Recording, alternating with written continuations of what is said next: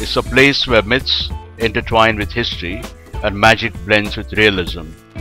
Think of Latin America and it conjures up vibrant images of a spinning carnival of life, soccer, samba, and storytelling. Yes, Latin America is all of these and much else. It's an emerging growth pole of the world.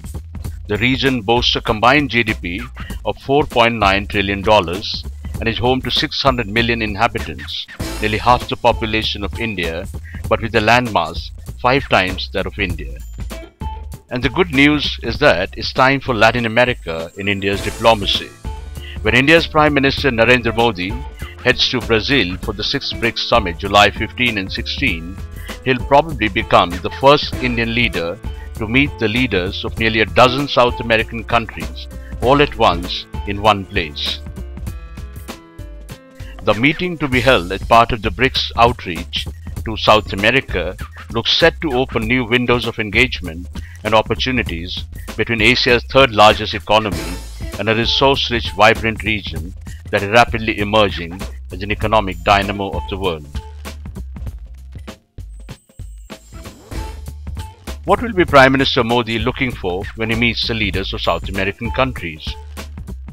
This is an initiative which started with the South Africans when they hosted the last BRICS Summit in South Africa, that they would invite leaders from the region to come and meet the visiting other 4 heads of state and government. And the Brazilians are following suit. In the Brazilian case, I believe they have invited all the leaders of South America geographically, which means down from Suriname, Guyana, Venezuela, Colombia, Ecuador, Peru, Bolivia, Chile, Paraguay, Uruguay, and finally Argentina.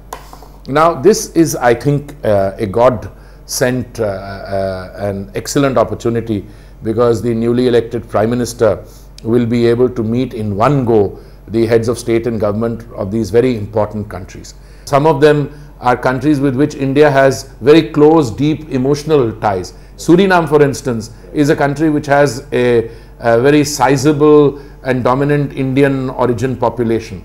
So is Guyana. These countries are resource rich.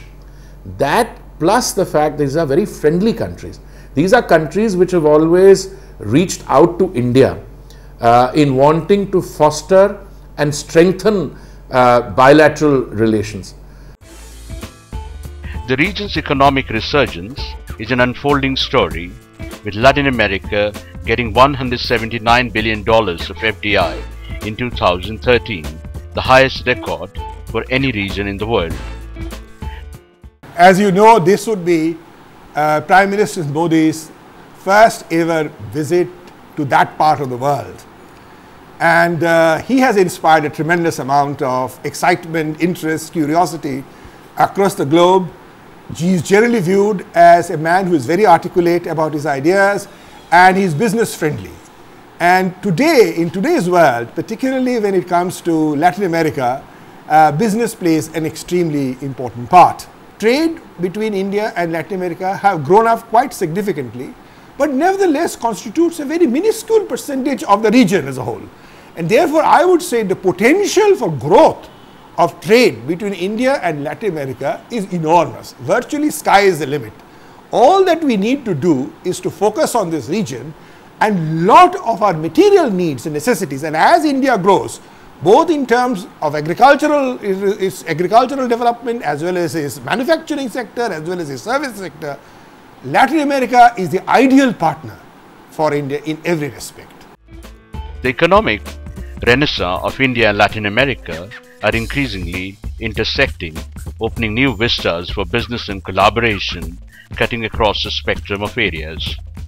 Not surprisingly, bilateral trade between India and Latin America has surged from a few $100 million in the 1990s to $42 billion in 2013.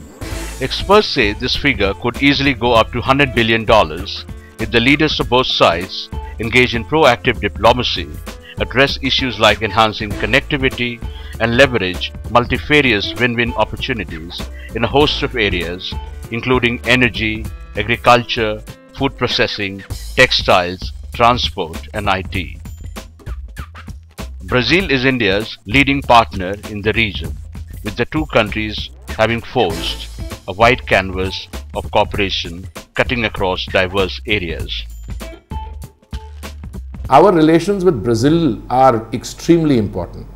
I've had the privilege of serving there. I have witnessed how this relationship, which was always important in the multilateral context, has now developed into a solid bilateral relationship. We are doing something like $12 billion of annual trade turnover with them, and I don't think we have realized our potential even halfway. The two economies, Brazil and India, have very important complementarities and synergies.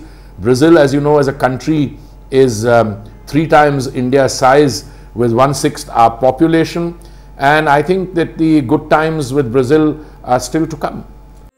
While economic diplomacy is set to configure India's burgeoning engagement with South America and the larger Latin American region, energy security is another critical area that will propel the two sides closer in days to come. Thousands of miles apart but kindred in spirit, the region is suffused with a deep love for Indian culture, dance, the arts and philosophy.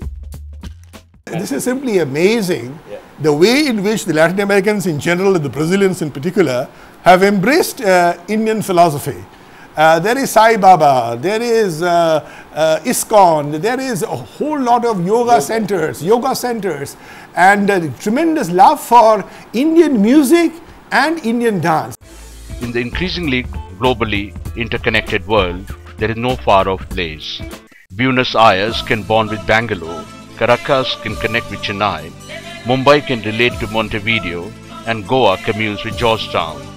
Distances don't matter when it comes to love or business.